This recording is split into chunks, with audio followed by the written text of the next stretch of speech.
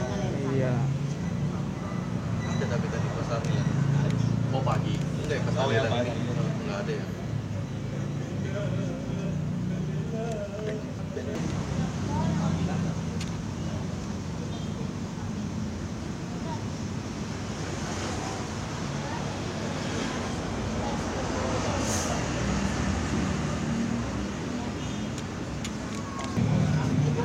Awas ya.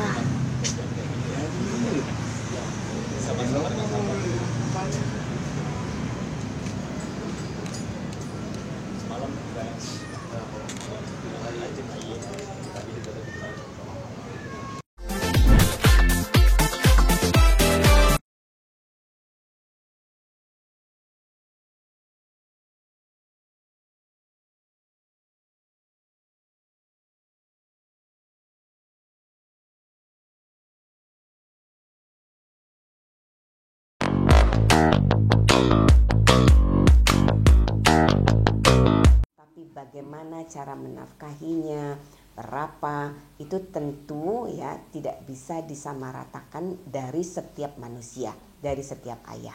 Ya, ada keadaan-keadaan tertentu yang menjadi pertimbangan-pertimbangan masing-masing laki-laki, ya, masing-masing ayah bagaimana menghidupi anaknya. Ibu boleh sedikit menanggapi terkait putusan dari MA sendiri, mungkin seperti apa, kan kemarin hanya monoton ya by podcast, mungkin sekarang mungkin dikasih. Ya, sebenarnya sih sudah cukup jelas ya, tapi ya nggak apa-apa, wartawan mau versinya sendiri boleh kita ulang ya. Jadi pada prinsipnya ya, wartawan sebenarnya sudah mengikuti secara utuh mestinya dari awal ya. Dari gugatan ini diajukan oleh seseorang yang mengaku memiliki anak dari klien kami, Rezky Aditya ya. Proses sudah berjalan di pengadilan negeri, dari pemeriksaan tidak terbukti ya, dari pengadilan negeri itu tidak terbukti klien kami sebagai ayah biologis dari anak penggugat. Nah, itu fakta ya, dan memang sudah diputus oleh pengadilan. Tapi waktu itu setelah pengadilan selesai, kalau bahasa orang menang, kalau saya tidak begitu tidak bisa begitu concern dengan urusan menang kalah, tapi ini soal kita mendudukkan masalah hukum sesuai dengan porsinya. Jadi waktu itu sudah menyatakan secara tegas klien kami waktu itu untuk bersedia melakukan DNA semata-mata pertimbangan kemanusiaan ya, dan untuk memutus keraguan tentunya. Nah, kemudian banding, lalu kemudian pengadilan tinggi memutuskan ya bahwa klien kami adalah ayah biologis dari seorang anak penggugat ya, sepanjang ya tidak dibuktikan sebaliknya. Nah, ini yang kemudian akhirnya kami sebagai praktisi hukum ya tentu merasa perlu untuk meluruskan sesuatu ya sesuai dengan porsinya. Jadi kalau berdasarkan norma hukum, hakim itu tidak boleh ya memutus perkara dengan menggantungkan pada suatu keadaan yang belum terjadi. Ya, hakim juga tidak boleh memutus suatu perkara berdasarkan alat bukti yang tidak ada atau belum ada. Mungkin akan ada tapi kita tidak tahu, ya kan? Itu suatu ketidakpastian. Nah, ini yang kemudian menurut kita harus kita luruskan, ya kan? Kenapa kita challenge itu, kita mengajukan kasasi untuk meluruskan bahwa pertimbangan yang demikian itu sungguh merupakan putusan yang tidak memberikan kepastian hukum bagi para pihak. Karena tidak boleh hakim itu memutus perkara dengan menggantungkan pada sesuatu yang belum terjadi. Gitu. Nah, kemudian kita kasasi. Kasasi kita ada berapa halaman? 51 ya. Putusan kita ada 51 halaman. Memori kasasi kita ada 51 halaman. Diputus oleh Hakim Agung dengan hanya 8 halaman, dan pertimbangannya lagi-lagi menurut kami makin runyam mestinya. Kenapa? pertimbangan hakim itu menyatakan bahwa terbukti klien kami tinggal serumah dengan penggugat. Bagaimana mungkin, ya? Jelas-jelas di pengadilan negeri tidak terbukti sama sekali klien kami tidak terbukti memiliki hubungan hukum karena tidak ada perkawinan. Tidak juga terbukti bahwa klien kami memiliki hubungan asmara. Tidak juga terbukti bahwa penggugat pernah meminta dinikahi. Tidak juga terbukti bahwa misalnya penggugat meminta pertanggungjawaban. Itu semua pemeriksaan di pengadilan negeri jelas terbuka. Dan kawan-kawan wartawan juga menonton.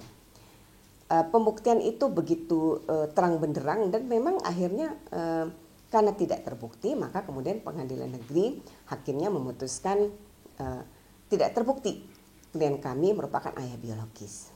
Nah itu yang perlu diketahui oleh masyarakat ya, khususnya teman-teman media supaya pemberitaannya berimbang ya, bahwa putusan Mahkamah Agung juga hanya dilihat setengahnya saja. Jadi diputuskan bahwa tergugat adalah ayah biologis. Tidak dibaca sepanjang ya, sepanjang dibuktikan sebaliknya. Artinya apa? Artinya hakim menggantungkan putusan itu dengan keadaan yang belum terjadi. Belum terjadi kok, bahkan belum terbukti. Kenapa hakim kemudian menyatakan sepanjang bisa dibuktikan sebaliknya? Karena memang tidak ada bukti di situ gitu. Nah, itu yang harus dipahami ya. Kemudian terkait dengan DNA. Saya sebenarnya cukup lelah ya dengan kasus ini karena saya sangat concern dengan istrinya Rezky Aditya, Citra Kirana, luar biasa. Karena ini tidak mudah bagi sebuah keluarga yang baru ya. Saya tahu betul bagaimana mereka berusaha untuk kuat ya menghadapi ini, tenang, tidak kasak kusuk, tidak adu debat sana sini ya. Sebenarnya dari awal kalau kita betul-betul ya, betul-betul semata-mata untuk kepentingan anak di bawah umur yang masih suci ya, tidak dosa, dia tidak berdosa loh. Jadi anak ini anak yang suci, anak yang tanpa dosa. Betul dia anak yang lahir dari suatu perbuatan zina, tapi anak ini tidak berdosa, ya. Jadi atas pertimbangan itu, ya, kami kemudian ayo kalau mau DNA, ayo. Tapi tidak dengan begitu gegap gempitanya, kemudian harus dengan pemberitaan liputan media. Ya tentu kami tidak ingin itu, ya. Kalau memang kita betul-betul concern sekali dengan harkat dan martabat anak ini ya. Kalau memang perjuangan penggugat adalah semata-mata untuk memperjuangkan status dari anak yang tidak berdosa ini ya. Kenapa tidak melakukan DNA sampai hari ini? Kenapa tidak mendatangi kami? Yang jelas-jelas sudah 2 kali dilakukan pertemuan. Dan pertemuan terakhir itu ditutup dengan kalimat, kita tunggu ya, kabari ya. Nanti teknisnya mau bagaimana, itu saksi ada ya. Kita punya bukti-bukti, pertemuan itu terakhir demikian. Walaupun ya sempat kita sampaikan kemarin-kemarin itu kan di keterangan itu, kita agak kaget juga dengan kata-kata jual putus itu. Tapi sudahlah, kita tidak mempersoalkan itu ya. Tetap kita di pertemuan kedua itu mengakhiri kalimat pertemuan kita dengan kabari ya. Dan tidak ada kabar sampai hari ini. Nah, putusan Mahkamah Agung ini ya tentu tidak serta-merta membuat seorang Rezky Aditya ya punya kewajiban untuk menafkahi. Kenapa? Karena tidak ada bukti ya, yang belum ada bukti yang jelas-jelas ya merupakan bukti yang sah menunjukkan bahwa klien kami adalah anak biologis dari seorang anak penggugat. Nah, kalau memang mau ya keadaan hukum ini menjadi jelas, menjadi pasti bagi para pihak, yuk kita DNA. Kita tunggu penggugat ya, Anda mengenal saya, kita sudah pernah bertemu. ayo kita DNA. Kalau memang ingin anak ini memiliki status yang jelas. Kami dengan senang hati sangat terbuka. Yuk kita DNA. Ya, mau DNA di mana? Ayo. Mau kapan silakan. Kita bicarakan bersama. Mau bagaimana teknisnya. Karena tidak mungkin ya. Pernah saya mendengar, saya sedih juga sebenarnya. Pernah mendengar, dia soalnya pihak sana menawarkan diam-diam. Come on. Kita ini semua tahu DNA itu nggak mungkin dilakukan sendiri. Nggak mungkin salah satu pihak saja. Pasti berdua. Dan ini anak kan di bawah umur. Pasti ibunya terlibat lah. Ibunya memberi izin, ibunya nanti yang menandatangani dokumen. Kalau mau didampingi lawyernya silakan, dan tidak ada, kami tidak pernah melarang ya. Karena justru pertemuan kita terakhir itu dengan lawyernya. Kalau kami tidak mau melibatkan lawyer, ngapain kita meeting dengan lawyernya? Kalau kamu tidak mau seperti katanya pernah disampaikan DNA sepihak, gak mungkin dong. Gimana sih, akal sehat aja kan semua orang juga tahu DNA itu kedua belah pihak bareng-bareng. Lah ini anak di bawah umur, pasti melibatkan ibunya. Gak mungkin gak melibatkan ibunya gitu loh. Sekarang tinggal saya pingin sekali, bahkan saya itu ya, ini perlu supaya masyarakat tahu lah ya, ini juga jadi pelajaran. Bahkan pembicaraan dengan Citra Kirana sebagai istri ya, karena sebenarnya yang paling merasakan beratnya persoalan ini kan Citra. Bahkan saya sudah sampai bicara pada sayang, nanti kalau ternyata terbukti kamu siap menerima dia sebagai kakak dari anakmu, siap tante. Pintu kamu terbuka lebar menerima dia kalau misalnya terbukti itu anaknya Rezky Aditya, siap tante. Kurang apa? Bahkan saya sampaikan dengan lawyernya waktu itu ketika ada kalimat jual putus, saya bilang, kita malah berharap ya, itu waktu itu Ramadan, saya ingat betul. Saya berharap jauh di lubuk hati saya berdoa, saya bilang semoga kalau nanti tes DNA anak ini ternyata anaknya Rezky, kita terima dengan baik. Bahkan bila perlu ya, anak itu ingat ya, dia tidak hanya butuh duit loh. Dia tidak hanya butuh nafkah hidup. Dia juga butuh nafkah batin. Dia butuh disayang oleh orang tuanya. Dan itu sudah kami sampaikan loh. Sudah kami sampaikan dia butuh disayang. Bahkan saya bilang, nanti kalau misalnya betul-betul benar-benar terbukti, jalan-jalan bareng. Apa sih? Apa kurangnya? Di pembicaraan itu kita sudah sampai seperti itu. Ada saksinya. Ada 2 lawyer saksinya. Kita bahkan sudah sampai ke situ bicaranya. Saya sudah sama Citra nanti anak ini kalau memang ternyata anaknya Rezky, kamu harus mau menerima kenyataan. Iya tante. Ingat, dia tidak hanya butuh uang, tidak hanya butuh nafkah lahir saja, dia butuh nafkah batin, butuh disayang. Kalau ternyata anaknya Rezky, ya Rezky wajib menyayanginya. Iya tante. Jadi kurang apa? Apa sih yang kurang? Apa sih yang salah? Silakan gitu ya, silakan dinilai. Dan saya tidak mau, waktu itu saya tidak mau beradu debat. Untuk apa? Saya bisa saja waktu pihak sana mengabarkan ini itu, saya kemudian mendebatnya lagi. Tapi untuk apa?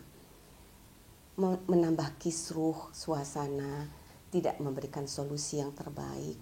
Karena saya sebagai lawyer ya, tidak pernah sedikit pun saya menjalankan profesi saya sebagai lawyer ya, membuat para pihak itu kemudian tidak menemukan solusi. Win-win solution itu penting. Apalagi saya justru lebih banyak menangani perkara bisnis. Dalam bisnis itu tidak ada salah 100%, tidak ada benar 100%, selalu ada jalan tengah untuk diambil untuk kebaikan bersama. Nah, ini pun demikian gitu. Saya berharap ini baik lawyernya ini kalau menonton ya. Please sudahilah. Kita duduk bareng ya. Bawa anaknya, kita ketemu, kita DNA, kan jelas. Anak ini punya status yang jelas, klien saya juga punya status yang jelas. Ayahnya kah atau bukan? Gitu loh.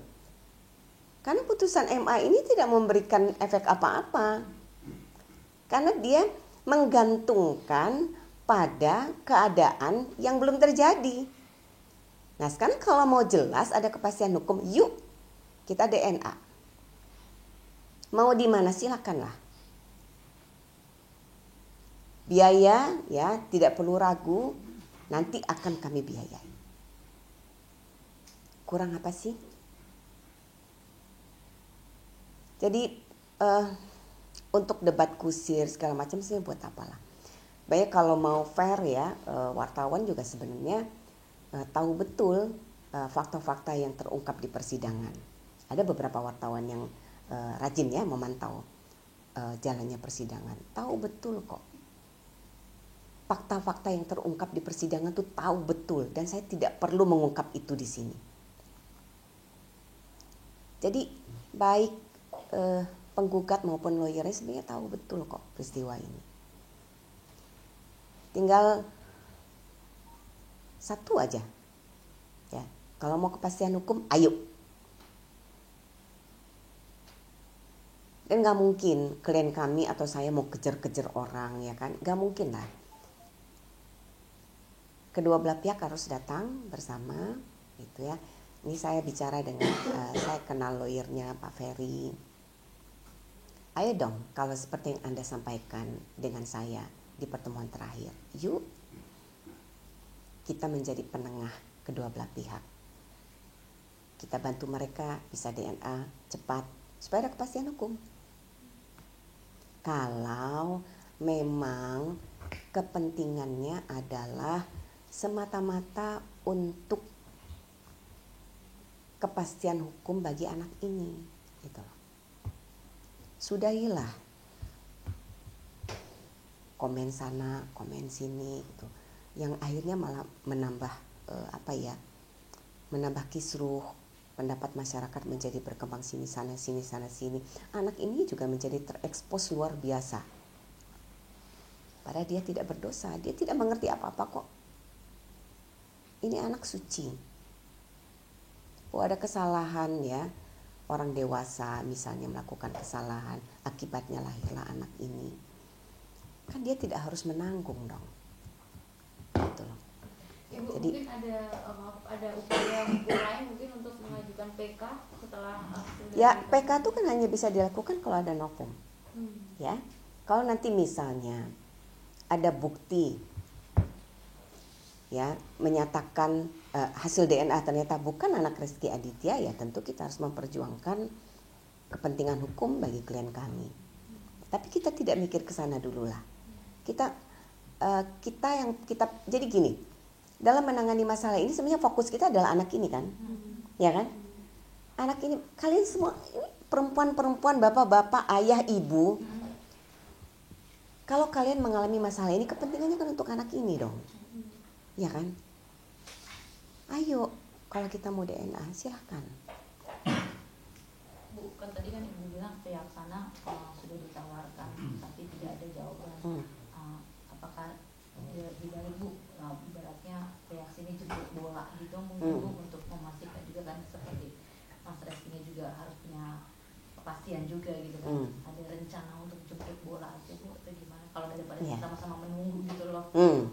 Ya, saya sampaikan dengan khususnya Pak Ferry ya, yang dia tahu betul kita pernah bertemu. Pak Ferry ya, saya sampaikan yuk kita bertemu. Kita tengahi kedua belah pihak ini, kita lakukan DNA ya. Mau ketemu di tempat kami boleh, mau ketemu di tempatnya Rezky boleh, silahkan. Karena Citra, Rezky sudah saya tanya, kalau misalnya mau ada pertemuan di rumah, enggak apa-apa tante. Jadi silakan, gitu. Kami dengan senang hati, supaya disudahi. Anak ini jelas. Kalau misalnya nih ya, ini anaknya Rezky Aditya, bahkan kita sudah sempat ngobrol, nanti kalau jalan-jalan bisa bareng dibawa. Kurang apa? Pembicaraan itu sampai di situ. Yes. Karena kan dasarnya adalah kemanusiaan. Yuk, kita bawa jalan-jalan, kan dia punya hak juga dong mendapatkan nafkah batin ya, bahagia bersama orang tuanya gitu. Kalau ternyata itu adalah anaknya Rezky Aditya. Kalaupun bukan, kami sudah sampaikan juga dulu, kami tidak mau menggugat balik. Untuk apa? Sudah cukup kok. Kalau misalnya terbukti bukan, ya udah itu buktinya bukan. Kalau iya, kita akan merangkul dengan senang hati. Karena apalagi Citra ya, itu luar biasa menurut saya tuh. Dia begitu sabar, begitu tabah, dan begitu bijaksana ya. Dan saya tahu dia bisa begitu ya karena memang Rezky-nya sudah membicarakan segala sesuatunya secara tuntas gitu. Jadi nggak ada misalnya Rezky mau berkelit ini, mau berkelit itu, nggak ada gitu. Bahwa kayak kemarin ya, kenapa sih waktu awal-awal kasus muncul, kok Rezky nggak mau bicara? Kalian tolong. Kalian pun kalau menghadapi masalah, nggak semudah itulah ya. Ini kan manusia biasa, dia baru saja menikah, baru punya anak, lagi honeymoon. Citra, ayahnya baru saja meninggal dunia pada saat itu. Jadi tolong pahami gitu. Saya ini saksi hidup ya, yang melihat bagaimana dua anak manusia itu begitu setengah mati ya. Berusaha tegar, berusaha kuat menghadapi masalah ini, saling percaya, saling menguatkan. Jadi mohon juga apalagi masyarakat netizen gitu ya, juga memahami keadaan ini gitu ya. Tidak semudah seperti yang orang bayangkan. Kemarin kan podcast juga Citra sendiri ada sedikit ingin menangis ya, tapi tidak sampai menangis gitu. Ada perasaan kecewa atau tertekan dari putusan MA ini? Enggak, kan kita sudah tahu. Jadi gini, waktu kita memutuskan untuk kasasi, bukan soal memenangkan atau mengalahkan, ya, tapi soal bahwa pertimbangan itu menurut kami salah. Menurut kami hakim salah menerapkan hukum, gitu loh. Kalau misal hakim ya, dengan ini memerintahkan Rezky Aditya demi memutus keraguan dan demi menjamin kepastian hukum untuk melakukan DNA, kami tidak masalah. Gitu. Tapi kalau ditetapkan dia sebagai ayah biologi sementara dia tidak pernah melakukan tes DNA dan di pengadilan tingkat negeri ya jelas tidak terbukti sama sekali Rezky memiliki hubungan hukum dengan penggugat, kan aneh gitu loh. Itu masalahnya. Jadi bukan soal kita kekeh pokoknya gue harus menang, gue harus kalah, enggak lah. Wong masalah ini kan masalah apa sih? Ini kan bukan masalah rebut merebut. Ini masalah mendudukkan sesuatu sesuai dengan porsinya. Bagaimana mungkin, seperti sudah saya sampaikan, klien kami dinyatakan melakukan perbuatan melawan hukum atas sesuatu yang dia tidak pernah lakukan.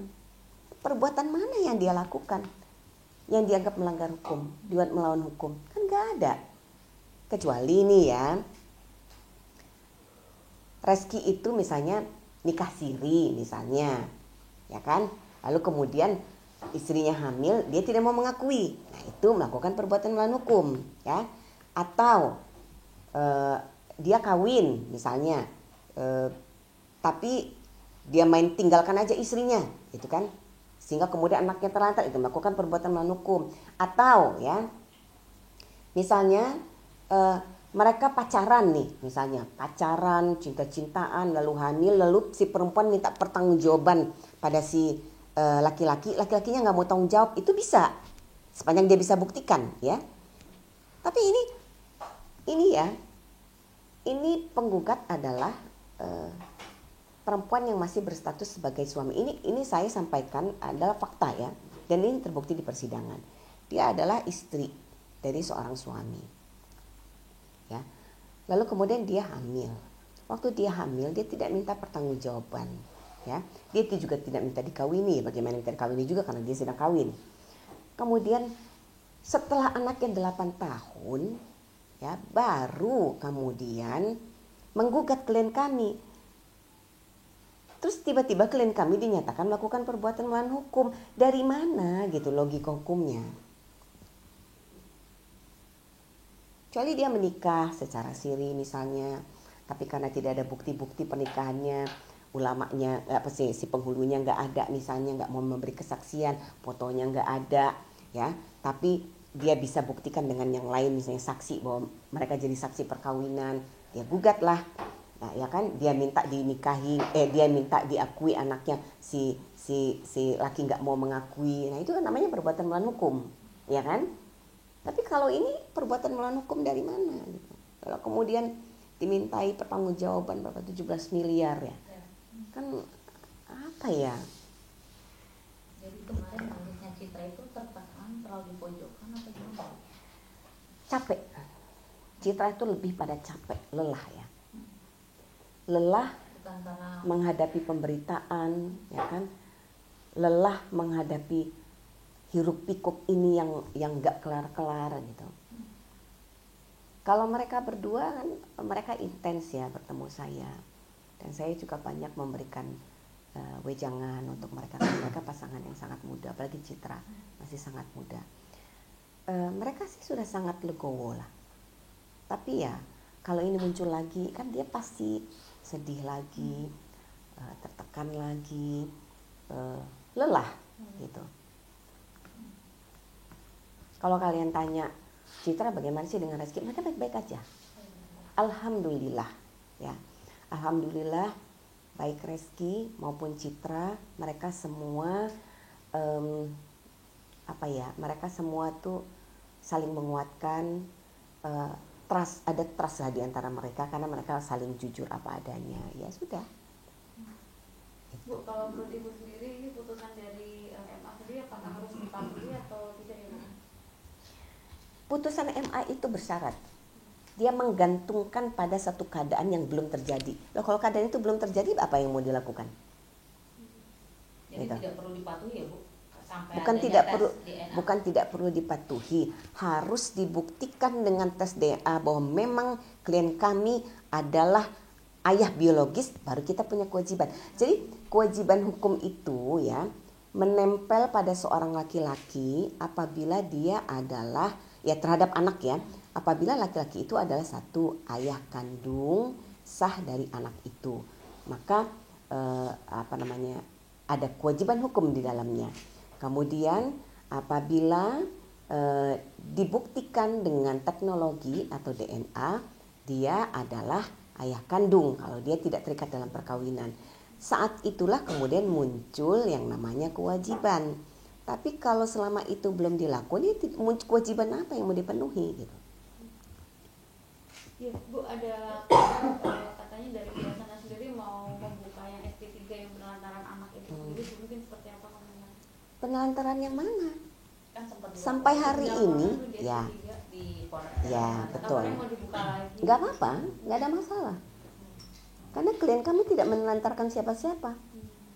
Kan tidak ada bukti yang menyatakan itu anaknya klien kami. Jadi kewajiban menafkahi ya lahir maupun batin itu muncul ya timbul pada saat ya memang laki-laki itu adalah secara hukum ayah kandung. Atau kalau dia tidak dalam hubungan perkawinan, dia adalah ayah biologis yang dibuktikan dengan apa? Dengan DNA. Lah, DNA-nya belum dilakukan.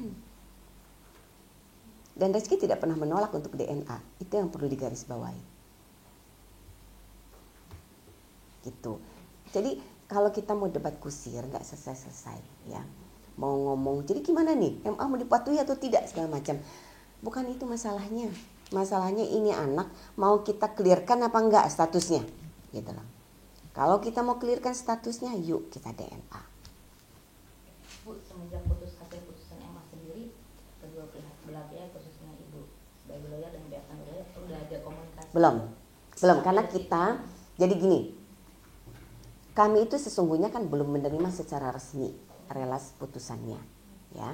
Jadi nanti kalau sudah resmi kita terima, tentu kita akan menjalin komunikasi, tentu karena kita itu tidak mau lari, kita itu tidak mau mengeburkan sesuatu, kita itu justru ingin membuat terang benderang sesuatu.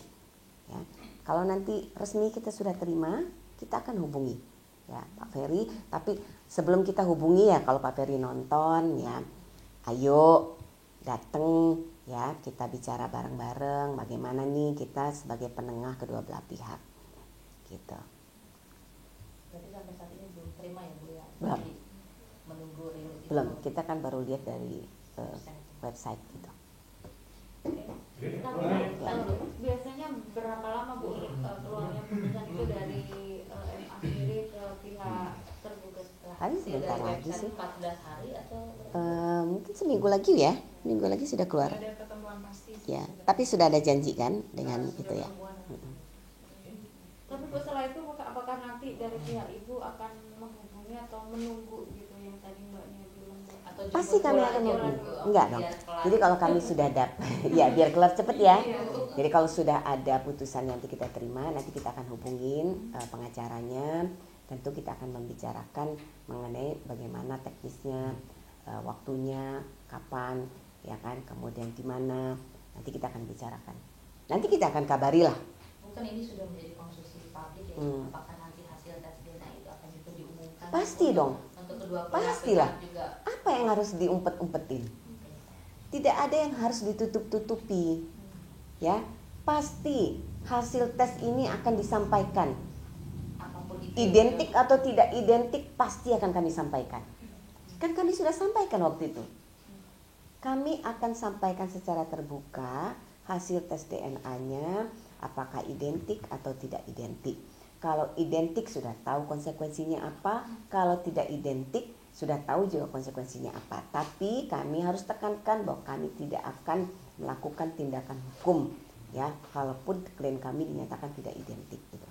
Karena sudahlah melakukan debat kusir, meluruskan segala sesuatu, tidak perlu harus terlalu mendetail, cukup itu bukti sudah selesai gitu.